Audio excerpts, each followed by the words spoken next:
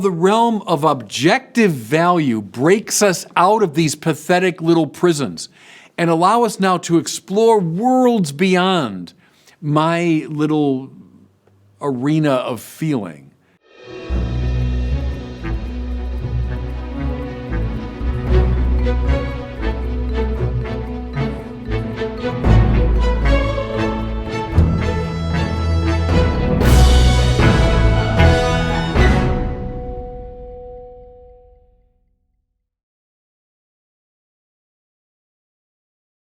I've been doing this internet ministry for a long time, and through com boxes and so on, I can discover what's on the minds of people, especially those who don't really care for religion.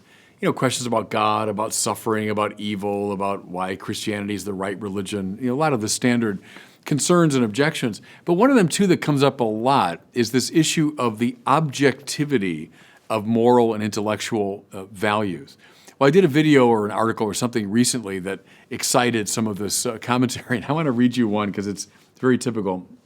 One of the respondents said, 30 seconds in, so into the video, and he means me, obviously dumb. Objective moral values, those aren't real. So as I say, pretty typical. Whenever you move in that direction to say that, well, no, there's something that's outside of just my subjectivity. Things are objectively right and wrong or good and bad. People object to that. But a moment's reflection reveals really how silly this objection is. So think for a minute, here's someone now in a public forum. He's not just whispering this to himself, but in a public forum is objecting to the fact that I've articulated this incorrect opinion. He obviously thinks there's something the matter with what I've done. And again, since he's doing it in a public forum, he's appealing to something that everyone should agree to. In other words, he thinks there's some objective moral value that I have violated. More to it, in calling me dumb, and again, doing it in a public forum, not just whispering it to himself, in calling me dumb, he thinks there's some objective epistemic criterion that I violated. There's some epistemic ideal that I've fallen short of. In other words, he believes in something like objective truth. So in the very act, and this will always be the case, in the very act of articulating the objection to objective value, you implicitly affirm objective value. And everyone from Plato and Augustine on has seen this problem, but it's hard for people today to see it. You know, it calls to mind C.S. Lewis's, by his own admission, his greatest book called The Abolition of Man is all about this issue, this problem of objective moral and intellectual value. Lewis begins the book with a reflection on the great poet Samuel Taylor Coleridge, and a story told about Coleridge and two friends standing in the presence of this magnificent waterfall, this great cascade. And one of the friends commented that it's sublime, that waterfall. And the other friend said, yeah, it's pretty, all right. And Coleridge turned away from that second commentator with a kind of disgust that his articulation was so inadequate to what was in front of them. Well, Lewis takes that as a starting point because there was a writer in his own time who told that story and said, really how silly that was for Coleridge to judge one person's reaction over the other. Because let's face it, you're not saying anything objective about the waterfall. When one says sublime, the other says pretty, all you're talking about are your private feelings. Well, this gets Lewis started in his great counter-argument. He would agree with Coleridge that one of those reactions was adequate to the waterfall, the other one was not. It's not simply a question of valorizing or naming our own feelings, but rather our feelings are either appropriate to or inappropriate to the objectivity of the value under consideration. So this problem sets Lewis off on his great discussion. Feelings come second. What do I mean? Well, the value is out there objectively, and then feelings are awakened by it, and they're either adequate to it or inadequate to it. It's not as though the feelings come first and the feelings are valorized. This in turn calls to my mind the great Dietrich von Hildebrand, the 20th century Catholic philosopher. Von Hildebrand says, there's this realm of objective value. Now, we discern it in the moral order. We discern certain acts as objectively right or wrong. We discern it in the intellectual order. We say that work is true, that one is not true. We discern it in the aesthetic realm.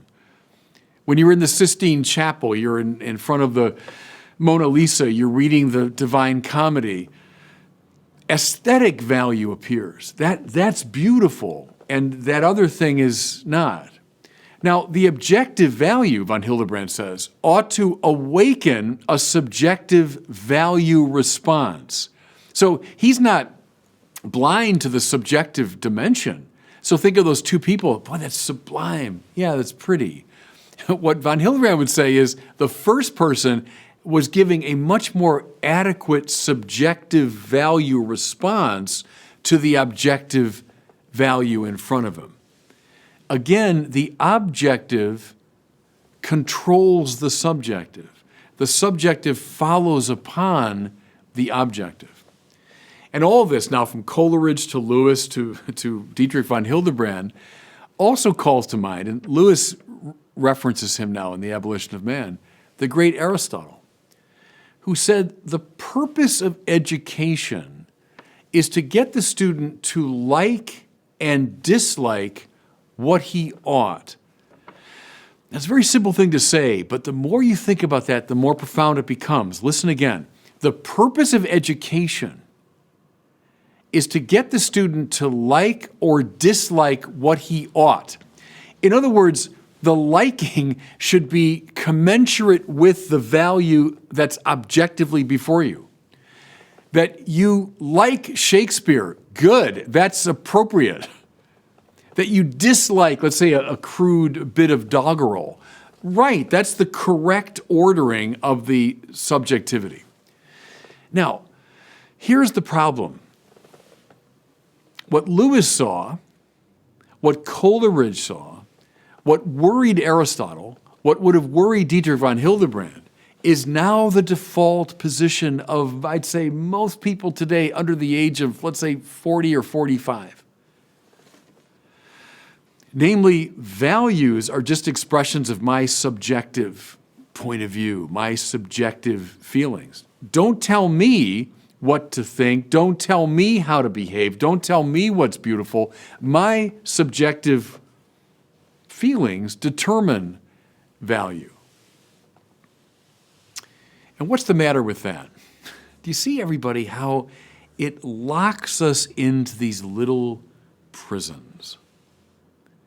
The little prison of my subjective consciousness, of my immediate feelings. And how the realm of objective value breaks us out of these pathetic little prisons and allow us now to explore worlds beyond my little arena of feeling and subjective apprehension. Now to be drawn by a great master into the realm of objective value, it opens my life in such a wonderful way. Another problem with this hyper-subjectivism, as we're locked in our little prisons, affirming our own feelings all the time, it sets us necessarily against one another. Because if my feelings are incommensurate with yours, my feelings have no real reference to an objective value, all I can do is fight with you. We can't appeal together to some transcendent third by which our feelings are measured. No, we're just now in a war of feeling against feeling. This little prison that leads to warfare, I'm afraid that's where a lot of people find themselves today. That's the default position of a lot of people. Break out of the prison. What gets you out is objective, moral, intellectual, and aesthetic value. What opens the door toward real communion.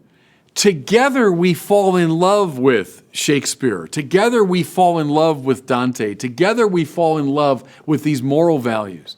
Good. Now we've transcended this little petty world. So I know you hear this all the time, but don't let them seduce you with this suffocating subjectivism. Rather be open to the realm of objective value.